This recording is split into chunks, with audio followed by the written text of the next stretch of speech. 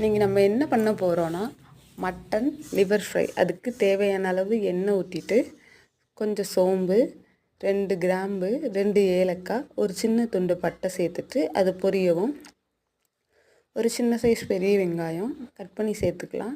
அதுக்கப்புறம் கொஞ்சம் இஞ்சி பூண்டு பேஸ்ட்டு ரெண்டும் அது ராஸ்மல் போகிற வரை வதக்கிட்டு அதுக்கப்புறம் 2 தக்காளி சேர்த்துக்கிட்டு நீள் வாக்கில் கட் பண்ணி சேர்த்துக்கிட்டு அதுக்கப்புறம் கட் பண்ணி வச்சுருக்க மட்டன் லிவர் சேர்த்துட்டு நல்லா வதக்கிக்கிடலாம். அதுக்கப்புறம் தேவையான மசாலா சேர்த்துக்கிடலாம். மிளகாய்த்தூள், மல்லித்தூள், மிளகுத்தூள், சீரகத்தூள் இது எல்லாமே சேர்த்து வதக்கிட்டு அப்புறம் சக்தி மட்டன் மசாலா தேவையான அளவு சேர்த்துக்கலாம். அதில் உப்பு இருக்கிறனால நம்ம உப்பு கம்மியாகவே சேர்த்துக்கிடலாம்.